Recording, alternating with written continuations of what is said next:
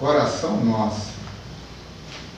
Senhor, ensina-nos a orar, sem esquecer o trabalho, a dar, sem olhar a quem, a servir, sem perguntar até quando, a sofrer, sem magoar, seja quem for, a progredir, sem pedir a simplicidade, a semear o bem, sem pensar nos resultados, a desculpar, sem condições, a marchar para a frente, sem contar os obstáculos, a ver sem malícia, a escutar, sem corromper os assuntos, a falar, sem ferir, a compreender o próximo, sem exigir entendimento, a respeitar os semelhantes, sem reclamar consideração, a dar o melhor de nós, além da execução do próprio dever,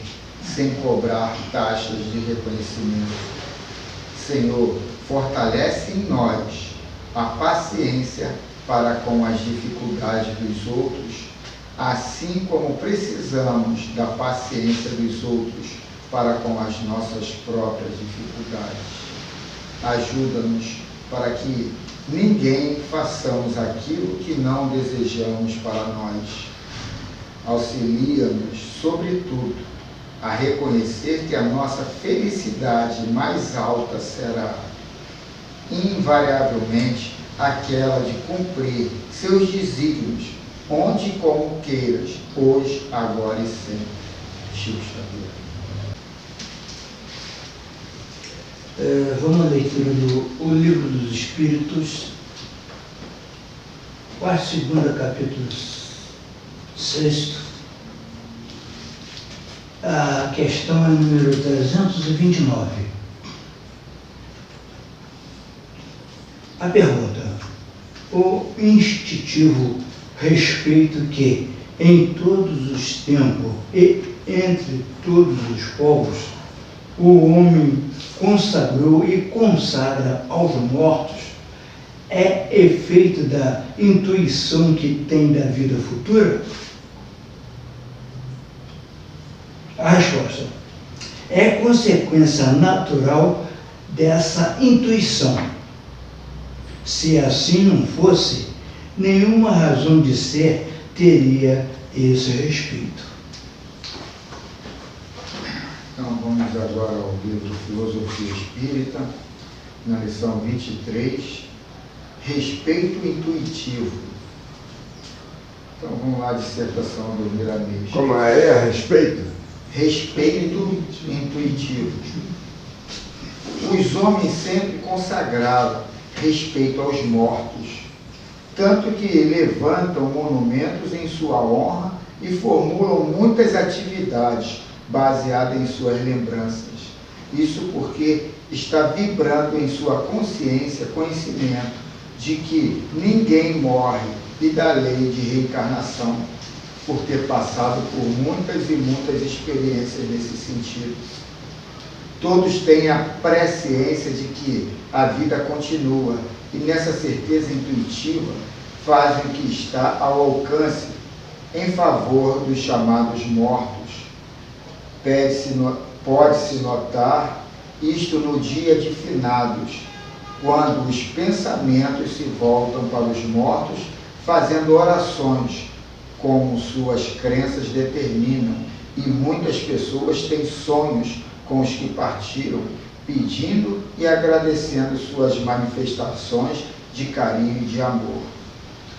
O campo santo torna-se o lugar de encontro dos dois planos, onde o choro e os sentimentos de tristezas aflorados e lembranças saturam o ambiente, que não se torna muito fácil para os sensitivos. São cargas pesadas para os ombros dos médiuns.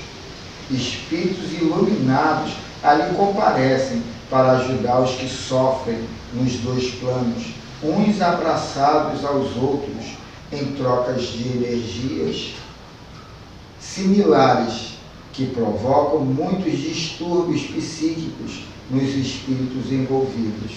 Carlos, Pode falar. o detalhe é o seguinte: O que você fala aí, a mim, será que eu dei para a minha maneira de entender, no Campo Santo, como diz, né, o cemitério, acredito eu que tem alguns espíritos, ou muitos, que ali vão para consolar, mas que não são na realidade aqueles que partiram. Porque muitos, na hora que vão partir, eles estão tão assim ligados a determinações que têm que ser feitas, que dependendo do nosso tempo em procurar o cemitério, né, o sepulcro, não dá tempo daquele espírito, por exemplo, voltar a dar uma satisfação. Mas acredito que aqueles que estão ali, no sentido de cooperar, no sentido de harmonizar, eu acredito muito nisso. Até porque, dificilmente, se nós repararmos bem, ninguém vai no cemitério para lembrar daqueles momentos de alegria que teve, coisa e tal. As pessoas só vão no cemitério para apagar lágrimas, levar flores. As flores tudo bem, mas ninguém lembra, poxa, na época tal, fulano fez isso, aquilo. Isso tudo desaparece, fica só aquela motivação de tristeza, de desarmonia, e a pessoa às vezes sai dali mais prostrado do que chegou. Não vê assim por esse aspecto? Ô, Eli, esse lado turvoso do ambiente ali na hora do enterro do desencarnado, do corpo do desencarnado, e essa tristeza é resultante desse sentimento de perda. E nessa cultura que as religiões propagam, de que vai ter que esperar aí o juízo final, e de lá levantarão e terá lá a separação do joio e do trigo, isso tudo cria todo um sentimento, sabe, de perda, de falência, em cima de uma proposta quase que inatingível, não atingível, de você ser puro como Cristo. Você vem e põe o Cristo como o divisor. Quem for igual a ele vai para ali, quem não for vai vir para cá. E aí nisso cria, sabe, uma desistência, um lado tenebroso, por causa dessa cultura vinda desse cristianismo, como é que é? Anterior, né? Anterior do paganismo, né? Vem tudo uma mistura, né? E o hebraico cristão, que o Bolsonaro tanto fala e muitos pregam, que, hebraico é uma coisa, cristão é outra. E a gente tem que colocar isso bem claro, porque muita gente, né, como foi falado aqui em reuniões passadas, cultua como uma coisa sendo o prosseguimento da outra. Eu vejo de uma forma tão clara que uma bloqueia a outra. Uma você está interessado num ganho que é meio misturado, sabe? É uma coisa amalgamada, numa confusão de ganho financeiro, de ganho material com a ascensão espiritual. Então, quer dizer, isso tudo, o produto disso tudo é uma derrota. Uma derrota nesse trabalho hérculo de chegar lá e ir para o Campos Elíseos, para o paraíso. Então cria toda essa conotação depreciativa, esse lado de derrota, de falência. Aquele cara era gente boa, mas ele era boêmio, ele era brincalhão, isso tudo. Isso não tem nada a ver com o Cristo. Então ele faliu, ele está ferrado. Então a gente cria já esses modelos de vitorioso e de derrotista, já em cima desse balizador que é a Bíblia, os dogmas religiosos que a gente, de início, é educado. Eu vejo. É verdade, se não prestar bem atenção aí, do jeito mesmo que tu falou, as pessoas até se atormentam. Se atormentam, com certeza. Não, e a morte, né, tem uma assim, vejo muito sobre essa ótica de você ver que tem determinadas famílias, determinadas pessoas que querem, de alguma forma, né, continuar aquela opulência até mesmo na morte. Né? Você olha ali nos cemitérios, né? Desde a cova rasa até aqueles sepulcros ali que, pô, às vezes são mais caros do que muitas casas, entendeu? Então, as pessoas parecem que querem transferir, até para o momento de morte, né, aquela opulência que teve em vida. E aquilo, tese, para mim, não adianta nada. O que adianta você ter um jazigo daquele lindo, né, com mármore da melhor qualidade, então, para um corpo que já não vai te servir mais nada ali. O que ele tinha que fazer com aquele corpo já foi feito. E aquele corpo ele vai perecer, vai apodrecer, igual o outro que tem embaixo da terra, não tem diferença nenhuma. Aquilo tudo é o conceito visual, né? Tanto do encarnado como do desencarnado, preso à crosta terrestre. Eu estou ali, ó, naquele lugar bonitão. E o encarnado, ó, botei meu pai, minha família está ali, ó. A gente investiu. Pior que tem alguns de nós que ficam agarrados naquilo ali, ó. Deixa meu ossinho aí. Olha, eu vou falar, eu só fui tirar meu pai e minha mãe na exumação porque o cemitério mandou lá cartinha, todo mundo da família pressionando, meu irmão pressionando, coisa e tal, para não levar, não sei o que, mas, cara, já não é mais nada aquilo dali. Tá bom, seria muito bom se todas as religiões e filosofias espiritualistas ensinassem aos seus seguidores que a vida continua depois do túmulo com as mesmas paixões e virtudes. O maior amparo que podemos oferecer uns aos outros é o da paz interna, é o da oração com a vida reta. Somente palavras vazias o vento as leva, sem que o alívio apareça para aquele a quem está destinada a prece. A melhor coisa que existe é cada um, seja em um plano, seja no outro, procurar trabalhar dentro de si nas mudanças necessárias, como ensina Jesus, perdoar todas as ofensas e calúnias, não odiar a ninguém, fecundar as ideias de amor cada vez mais no coração, procurando entender o verdadeiro amor e amar todos e tudo. Quando, por acaso, ofender alguém, busque se desculpar e não cometer mais esse ato. Mudar todos os dias a tristeza em alegria que eleva, desconhecer a maldade e abraçar a justiça. Neste caminho, as nossas limitações que se iluminam com Jesus irão sendo superadas passo a passo, de modo que descobrimos o céu em nós, a brilhar como sendo Cristo no coração.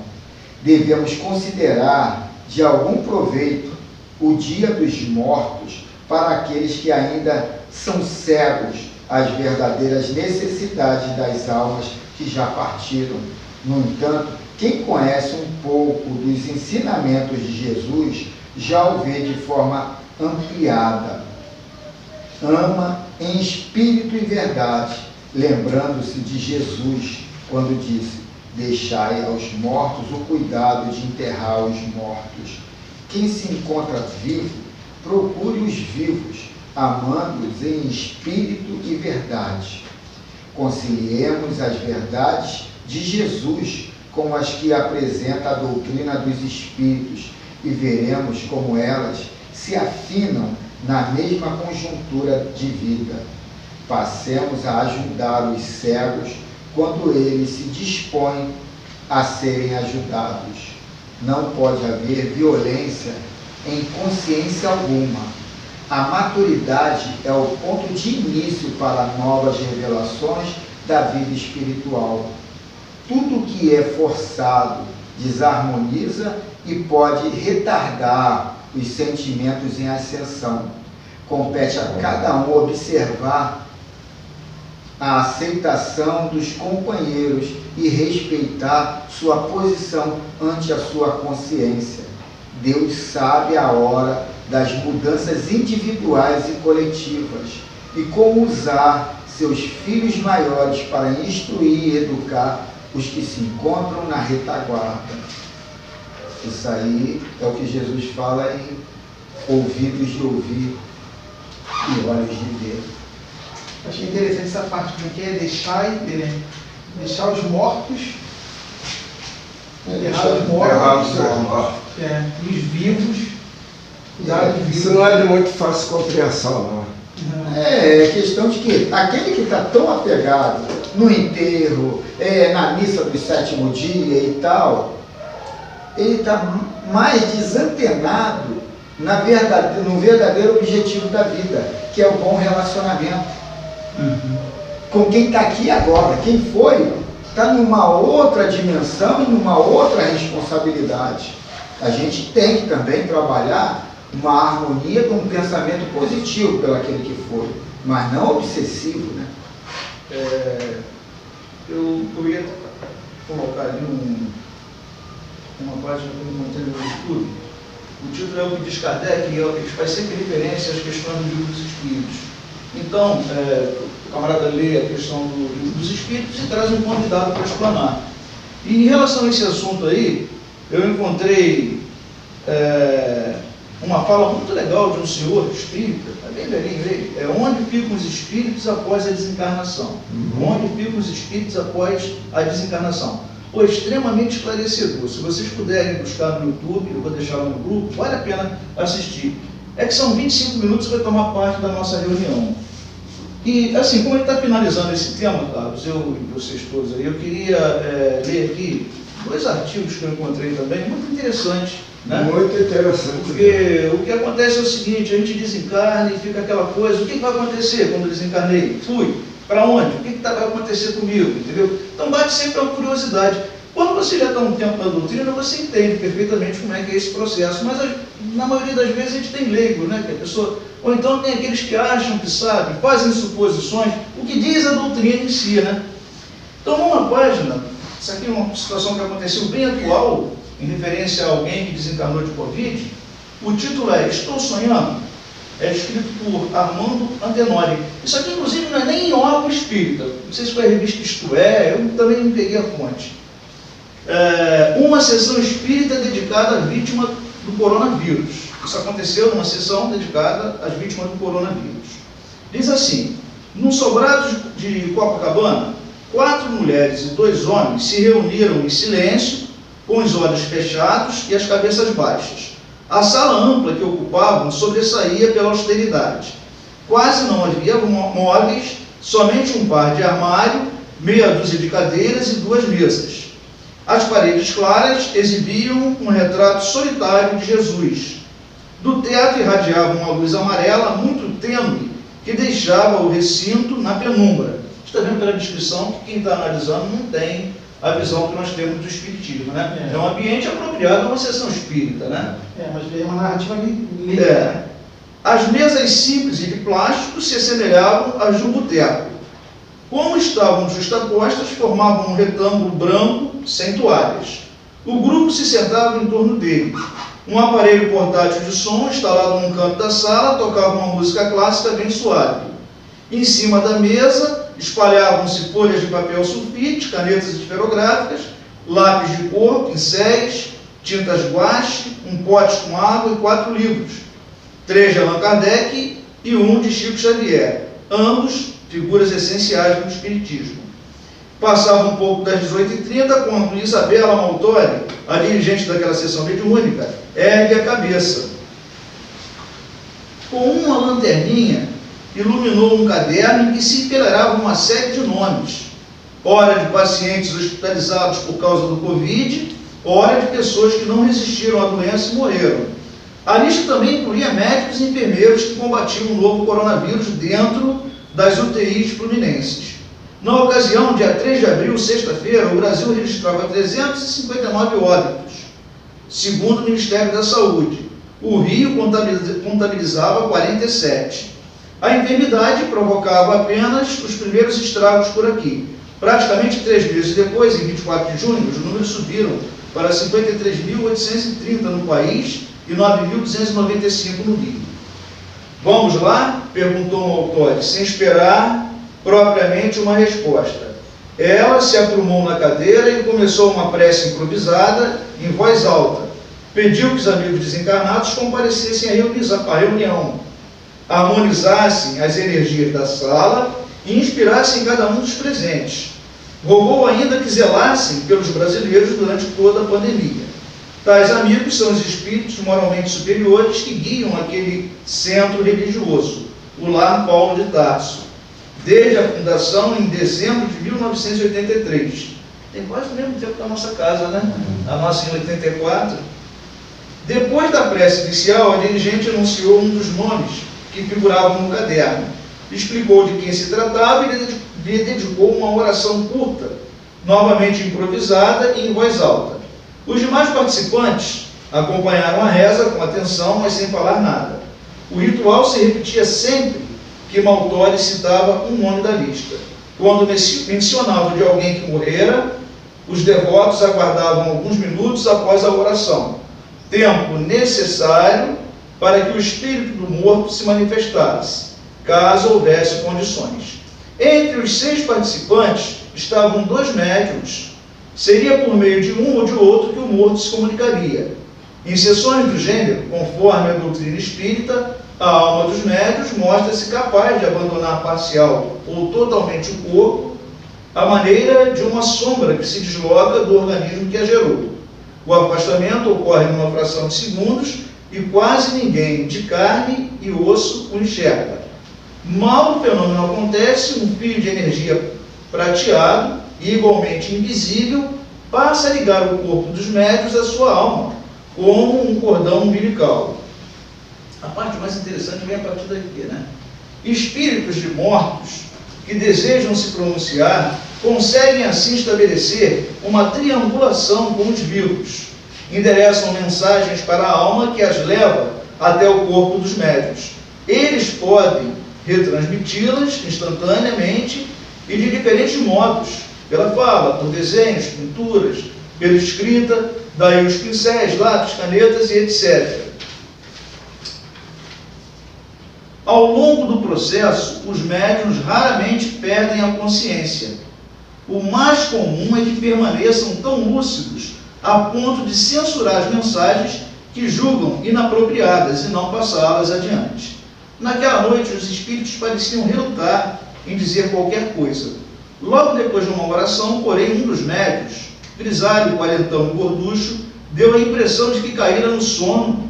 Isabela Maltaroli se levantou e caminhou para perto dele. Ei, querido, vamos acordar? Propôs carinhosamente, ao perceber que se tratava de um espírito que não sabia ter desencarnado. Ela queria avisá-lo. O médium, ainda de olhos cerrados, resistiu. Me deixa, está gostoso assim. A dirigente não recuou. Acorda, meu bem. Vamos conversar um minutinho. Bora lá? Sem alterar a voz habitual, mas assumindo uns trejeitos inusuais, o médium resmungou. Quem é você? Não me enche. Maltaroli respondeu. Sou uma amiga. Acho que vou pegar um balde de água para jogar em você. Água gelada, que tal? Você vai acordar rapidinho. Mesmo contrariado, o médium, veja bem a naturalidade com que ela se interage com o espírito, para não causar aquele impacto. Mesmo contrariado, o médium, o espírito que se expressava pela sua boca, resolveu abrir os olhos. Espera aí, estou sonhando? Indagou. Não, não é um sonho, esclareceu o dirigente. É o que então? Não me diga que eu morri. O coronavírus me matou. Maltaroli procurou tranquilizá-lo. Você não morreu, querido. Continua vivo, vivíssimo, mas de outro jeito. Você apenas desencarnou. O espírito refutou enfaticamente. Besteira, não acredito em nada disso. Sou ateu. A dirigente sorriu. Olhe para si próprio. O que vê? O corpo de outra pessoa, não o de um médium. Cadê o seu? O espírito observou ligeiramente o homem que lhe servia de mensageiro e admitiu. Maltaroli o acomodou de novo. Não enlouqueceu, não. Juro, você só retornou para o plano espiritual de onde todos viemos. Aí aqui ele vai falar sobre a codificação espírita e tal, como é que começou. Eu queria encerrar aqui com a fala dele. Vou pular um trecho aqui para não perder muito tempo, depois, se vocês quiserem, vai ficar aqui. Aí disse assim o espírito: agora que estou morto, o que devo fazer? Questionou o ateu desencarnado. Nada. Simplesmente pense em alguma coisa bonita e descanse, orientou Maltaroli. Com o tempo e a ajuda de amigos, você refletirá sobre todas as lições que já aprendeu. Mas, por enquanto, não se preocupe. Apenas recupere-se da viagem. Bem mais sossegado, o espírito suspirou, agradeceu a dirigente e partiu. A gente cria toda uma fantasia, né, em torno da situação do desencarne, e são teorias que às vezes a gente leu de algum livro e trouxe para a gente e acha que é daquele jeito. Eu não sei, eu acho que a gente tem que entender, né, que a coisa acontece de forma natural. Nessa fala do YouTube, o senhor ele coloca assim que os espíritos estão aqui entre nós, estão interagindo com a gente. Você vai para onde? Para que lugar que você vai? Existe um local fixo? Não existe um local Muita gente fixo. deve dizer assim, quem foi não volta para dizer nada. Estão aqui entre nós, e vai acontecer com a gente assim. Vai ser uma coisa bem natural. É claro que tem as situações, né, de espíritos muito endividados, como também tem aquela dos espíritos mais iluminados, né, que fazem uma transição bem mais rápida, vão estar numa situação bem melhor, como os endividados, que vão ter a cobrança, né, daqueles a quem ele feriu. Sendo que esse espírito aí, ele foi, bem dizer, pescado, ele não sabia. Então ele foi tirado de algum lugar que ele se encontrava e apresentou, né, através do médium. Foi aonde ele foi recepcionado. E é aí que ele veio reconhecer. Isso aí vem em conta do que se fala muito aqui, que às vezes eu vou contra. Eu vou contra não, questiono. Eu vejo pelo lado há sim um lado de transição, porque nós estamos numa caminhada evolutiva e saímos de uma forma tão primária, tão simples, tão ignorante dessa realidade progressista, e que quando a gente desencarna fora de um processo normal aqui da Terra, a gente não consegue fazer essa ligação. Porra, eu morri. Agora, no caso do desencarne da Covid, como é totalmente diferente, né? E aí as pessoas não fazem essa associação lógica ou clara de que desencarnou, porque não tem todo aquele aparato de ir para o cemitério e ali a família toda chorando, como mostrou aqui na leitura do Miramês ali, aquele ambiente cria uma emotividade, uma vibração até pesada que perturba o sensitivo. É tão pesado o negócio que até ele mesmo sente essa vibração emocional e ele não consegue ter essa clarividência dos fatos, da situação ali.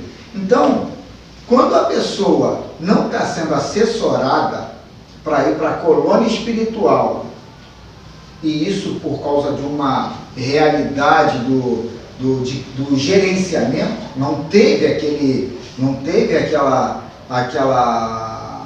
benesse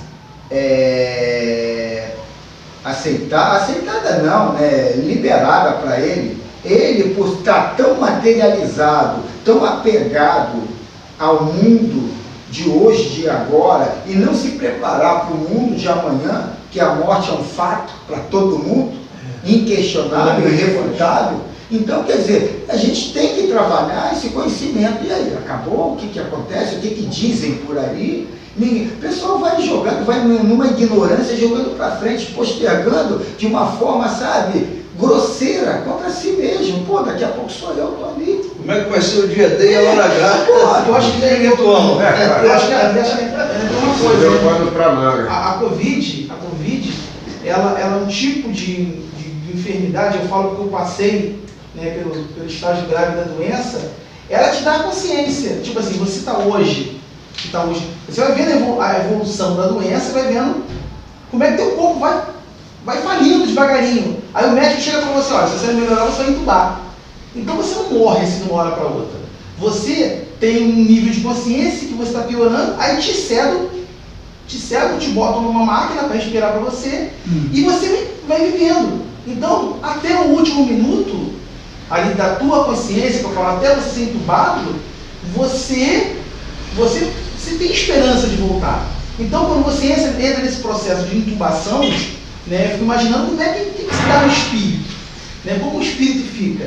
Né, acho que deve ficar uma confusão entre vida e morte, né, uma perturbação, morte. Entendeu? Então, quando a pessoa morre ali, eu entendo assim, eu acho que deve ser assim, mas eu estava viva, eu estou vivo, né? Eu estava vivo até, ou melhor, eu estou vivo ainda, não deve ter consciência da morte. Mas aí é que entra a situação, né? Essa fala do senhor ali no YouTube é muito legal. Ele fala de um portal. Existe o portal da chegada do lado de lá. Nesse portal, a coisa não é largada. Da mesma maneira que a gente faz todo aquele preparativo, o enxoval, o tratamento da gestante, do lado de lá é feita a mesma coisa no teu retorno. Entendeu? Tem alguém nos esperando do lado de lá. A gente não vai ficar o Léo. Se tu leva uma vida regulada, não é ser santo, não. Uma vida normal. Como a maioria de nós levamos, trabalhar, sobreviver e tal. Cara, tu não vai ficar o Léo.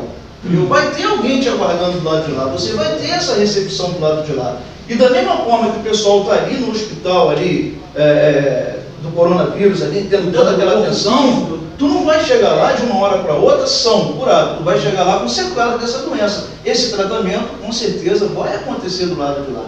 Então, às vezes, essa visão que fala, daí o pavor. Então, para a gente quebrar esse pavor, né, que as religiões, como foi dito aqui, jogaram em cima da gente, e foi necessário na época, porque senão todo mundo se suicidava, né, porque a coisa era muito mais difícil do que agora, tu vai chegar do lado de lá, vai ter esse aparato, vai ter esse suporte. A gente tem que tirar essa visão negativa da morte. Então, vamos encerrar esse capítulo ali, que fique bem claro, né, para a gente que está tentando aprender, né, para isso, volto a dizer, né, vamos lá recorrer ao que nós aprendemos, né, e botar em prática, né, que a gente aprendeu, leu.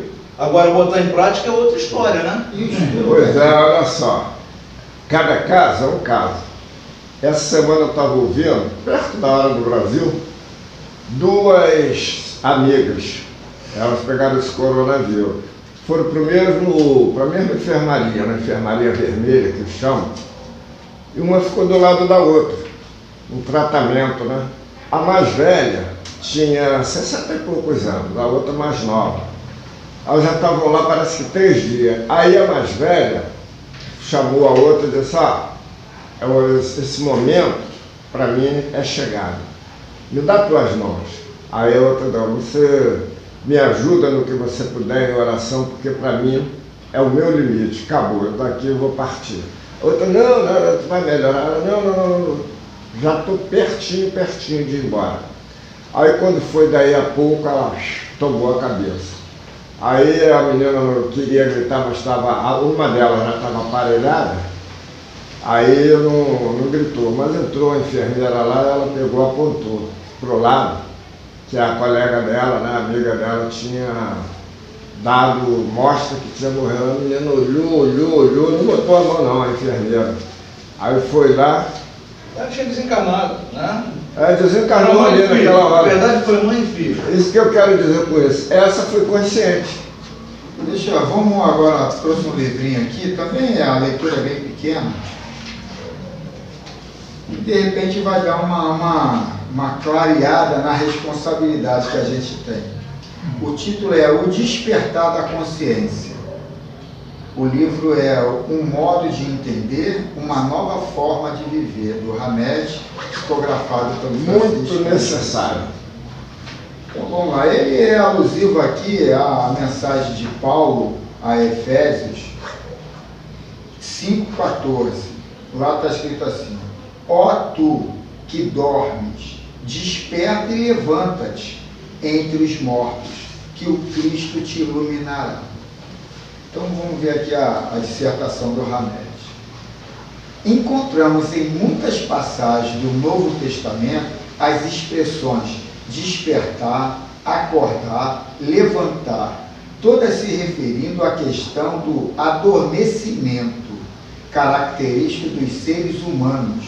O processo da evolução se faz da inconsciência para a consciência, do despertar para o ser, da razão para a intuição, do transitório para o permanente.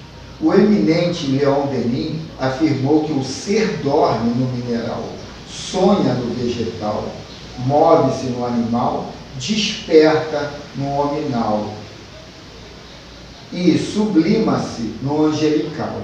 Esse pensamento filosófico relacionado com a evolução e eternidade é de fundamental importância para a compreensão de nosso progresso espiritual. As admoestações de Jesus Cristo aos que não ouviam nem enxergavam, para que tivesse olhos de ver e ouvidos de ouvir, nada mais eram do que a mensagem do despertamento para a vida maior. Quando Paulo disse aos Éfesos: ó tu que dormes, desperta, não estava apenas conclamando as criaturas ao erguimento do corpo físico, mas também ao da visão interior de todas as almas imortais, com vista à expansão da consciência de cada uma delas. Não podemos exigir que todos tenham a mesma visão, que todos tenham a mesma audição, porque entendemos a diversidade da compreensão humana. Somos almas com traços de caráter ainda diminutos em relação à autoconsciência, porém destinadas a uma lucidez interior cada vez maior rumo aos mundos superiores espalhados pelo universo. É essa possibilidade que a doutrina proporciona que deixa a gente assim, né, bastante confortável, né? Você está nessa condição hoje, mas você não foi criado para essa condição. Né? Quem te criou tem que ter uma proposta muito maior para cada um de nós. Né? E a doutrina espírita, acho eu, que eu passei isso também, de ficar com uma falta de ar, e aí eu me vi no lugar de uma colega minha que desencarnou de Covid. Ela é altamente ansiosa. A vida dela foi uma situação de tribulação. O marido trocou ela por uma garotinha. Ela tinha 2 ou 3 filhos, eu não sei, eu conheço 2, não sei se tinha um terceiro, mas uma vida financeira bem também oscilosa, sabe? E ela era lá a coluna mestra ali da família. Então ela viveu sempre nesses altos e baixos. Ela procurou, sabe, religiosidades aqui e ali, ultimamente estava até no budismo, mas altamente ansiosa, nervosa, desequilibrada no dia a dia.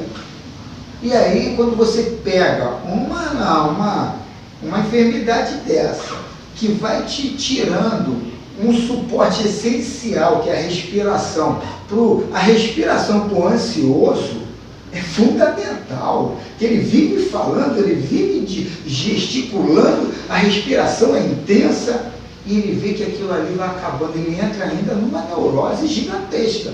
Nessa hora, eu acredito até que a Covid não tem a responsabilidade tão grande, total desse desencarne, é muito mais o desequilíbrio emocional ali na hora, que entra na hora que começou, eu já fiquei assim, falei, Maguinha, pera aí, eu vou pegar a chave ali e vou lá pro UPA, porque meu nariz parou. Enquanto meu nariz parou, tudo bem, mas quando meu peito começou a ficar sendo assim meio estrangulado, meio apertado, falei, pô, se parar na boca, morro. Aí eu falei, eu vou pro UPA. Você sente que não vai respirar? Aí eu peguei a chave, ela, eu vou com você. Não, você não vai não, vai você. Aí eu chamei a minha filha que estava lá acordada, levantou na hora, todo mundo levantou, algumas ficaram já chorando. Aí não, vai você, sabe? Vai lá para quê, no médico, para pegar também? Aí fomos para lá. Chegou lá, ela já tinha me dado uma bombinha. Aí eu dei lá 3 bombadas e joguei para dentro, ela me explicou como é que fazer, porque ela pegou antes. Aí eu fiz. Depois cheguei lá, fez mais uma vez, cara, quando foi sumindo. Mas isso tudo, e cheguei, lógico, fui, peguei um livrinho espírita para ele, que o segurança, eu vou ler alguma coisa para me acalmar ali. Peguei um livrinho e fiquei ali. Pô, o cara foi, me deu deu uma injeção na bunda, eu falei para a mulher, não pode ser no braço, não, tem que ser na bunda. Mas a perna depois parece que tinha sido amputada, parece que caiu a perna. Mas aquilo tudo cria um ambiente, se tu não estiver preparado, tu entra numa neurose ali, né? E aí eu vejo que o problema do equilíbrio que a doutrina espírita nos dá é muito importante nessa hora. Muito importante. Eu já dei o relato aqui uma vez que eu fui no João 23, lá naquela clínica da família, que eu acredito que baixou lá um espírito perturbado, que eu fiquei com vontade, uma melancolia profunda, sabe? Achando, querendo morrer, sei lá, um negativismo monstruoso. Eu falei, que isso não é meu, não. Aí fui ali, baixei a cabeça, fiz uma prece, o treco, sumiu. Então, quer dizer, a gente tem que ter essas ferramentas para se segurar, porque se a gente entrar numa descrença e se aprofundar naquela melancolia, o negócio fica pesado. Eu acho que na questão da morte, realmente, o que pega na maioria das pessoas é essa ideia de fim, que acabou. Com certeza. Essa ideia de fim, acabou, você não vai ver mais. Acabou, morreu, acabou. Eu lembro, já contei isso aqui, eu lembro que na morte do meu pai teve 5 infartos, ele morreu no 5º infarto, né? Então, assim, pelo que eu vi depois, que eu soube depois, ele não teve a consciência da morte, ele estava no sofá, e eu chorava direto, minha mãe, aí na época eu era noivo da Kátia, e a mãe dela era no último centro, eu frequentava de vez em quando em Leondeli, e nós fomos lá na casa na Malé, eu já contei isso aqui, eu acho. E lá, o líder lá, o presidente da casa, era altivo na época. E no final da palestra, você tinha médico, recebia uma mensagem, coisa e tal. E nesse dia, inclusive, foi o altivo que recebeu uma mensagem. Né? E minha mãe e a mãe da minha noiva na época, ficavam perto dele. Então, tipo assim, ele ia para aqui, aí eles ficavam perto. Aí minha mãe chegava perto dele, ele virava as costas para ela. Aí minha mãe, bora, filha, ele não quer falar comigo, não. Pô, cara, ele esperou até o final, nós ficamos até 11 e pouco da noite. Ele não falou nada com a gente, comigo, ele falou com minha mãe. Ele falou assim, ó, eu sei que o pessoal vai vir aqui, mas fica tranquila. Ele está se recuperando no hospital espiritual. Quem está amparando ele é uma senhora que eu acho que deve ser sua mãe, porque parece muito com a senhora, só que é mais baixinha, mais magrinha. Era avó. E um índio caboclo alto, que eu não sei quem é, mas vocês devem saber quem é, que era o meu avô, pai dele. Entendeu? Então você vê assim, depois disso, É o suporte que a gente falou. que a gente falou aqui, justamente, e são pessoas que quando eu pensei na minha avó e no meu avô, avó Silvina, e no meu avô, José, pai do meu pai, pensei, pô, realmente são pessoas assim, que se eu fosse falar em amparo, que são pessoas que povoam, um doce de pessoa. Então, você vê que as pessoas realmente não estão desamparadas. Elas não ficam desamparadas. Então, meu pai, aquilo, daquele dia para ali, me deu uma tranquilidade, primeiro, de saber que a morte não é o fim. Ela não é o fim. E segundo, que você não está desamparado espiritualmente quando termina aqui. Alguém vai te receber, como alguém recebeu minha mãe quando eu estava morrendo no carro. Né? Até a tia Rita falou assim, pô, minha mãe começou a falar o nome de vô, pai, então, aí minha tia, tá delirando, eu falei, não, tia, não tá delirando. Eles estão vindo para receber, e ela foi falando só o nome de pessoas que morreram, falou sempre esses nomes, e ela olhava assim, olhava, parecia que estava lúcida, mas ali você vê claramente que de repente eram espíritos que estavam ali em volta, não sei porquê, não sei se estavam... Tal portal que o senhor fala ali, né, que todos nós temos que passar por ele, e quando chegamos lá, essa recepção é feita por pessoas que me conheceram. Justamente. Então vai tomando noção da coisa, porque você vai tendo esse encontro com pessoas que já foram, pô, fulano morreu, como é que ele está aqui? Entendeu? Então aquilo ali já é uma maneira de você ter uma visão. Exatamente. Eu acho que esse processo da doença, diferente da morte por acidente, daquela morte acidental, o processo da doença, ele vai permitindo, eu acho que vai permitindo isso. Essa consciência, essa preparação, eu acho que deve permitir que essas pessoas venham, de alguma forma, receber, amparar aquela pessoa que está para desencarnar, para ter justamente essa consciência, que eu não estou mais aqui. Eu agora pertenço a outro plano e preciso ir para lá. Dá sequência na tua vida. Precisa da minha vida espiritual. Mas isso aí a gente tem que ter uma noção que isso aí tem um merecimento. Não, lógico, a gente sempre fala, né? Porque Sem, pessoal ruim que morre aí, não adianta que achar que vai ser mais ou menos. vai ter a recepção de acordo É. Eu acho que deve ser permitido, né? A uns ter esse tipo de recepção e com outros. tem. Né? Não nos esqueçamos, todavia, de que no homem se encontra o microcosmo, que em síntese é o retrato do macrocosmo. Tudo está em tudo, e todas as partes unidas fazem o todo. Levanta-te, levanta-te dentre os mortos, que Cristo te iluminará. Quer dizer, não devemos voltar nossa atenção para modificar as coisas de fora, mas para acordar e aprimorar as coisas de dentro. Aí ele finaliza assim: saiamos, portanto, do estado de dormência, inconsciência, imobilidade espiritual em que transitamos e despertamos nossos potenciais internos. Quando despertarmos nossa consciência, transformaremos o mundo em nós e então perceberemos que não eram propriamente nossos conflitos que nos incomodavam, e sim a nossa maneira de vê-los. Então, que a gente possa ter olhos de ver, ouvidos de ouvir, e aprender e trabalhar nessa forma de ver e de ouvir, porque a gente não é muito educado, a gente é educado a ler, a ver, a interpretar, mas a ouvir, a gente não aprende bem essa ciência. Então, a outra pessoa, a gente vai fazer a leitura da outra pessoa no timbre do falar, da forma, na agressividade, na passividade. Isso tudo são nuances já mostrando quem é aquela pessoa, da forma. E a gente, entendendo quem ela é, vai saber abordar, recepcionar de uma forma muito melhor. Gente, então a gente encerrou aí o capítulo 6 do livro dos Espíritos, né, na parte segunda, e na próxima reunião a gente vai entrar no capítulo 7, da volta do Espírito à vida corporal. A gente falou da partida, agora vamos falar do retorno, da volta, como é que é essa volta, que é um assunto até mais agradável.